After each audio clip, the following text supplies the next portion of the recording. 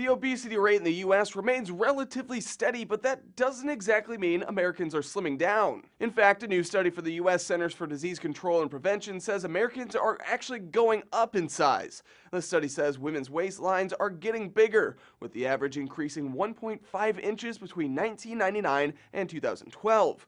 During that same time period, men didn't see quite as big of an increase, rising just 0.8 of an inch. The national average waist size went from 37.6 inches to 38.8, up 1.2 inches. Still, it's important to note the study mentions obesity rates have remained fairly steady.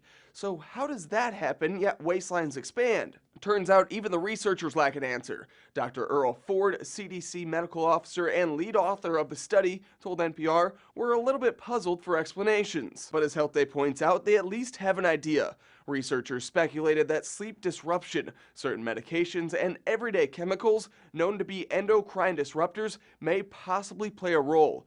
Also, a doctor from Washington University in St. Louis says aging baby boomers with slower metabolism and decreased muscle mass might also be a factor. The Boston Globe writes an increase in medications like antidepressants, not being active enough, and sleep deprivation could all be causes for increased belly fat.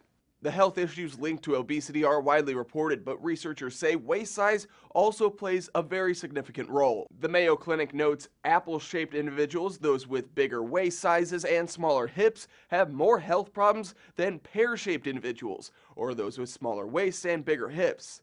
But a bit of good news. A study earlier this year, also from the CDC, reported obesity in children has dropped significantly in the past decade. 8% of 2 to 5-year-olds were obese in 2012 compared to 14% in 2004. To get an accurate reading of your waistline, researchers say stand up and place a measuring tape around your stomach just above your hip. For Newsy, I'm Matt Moreno.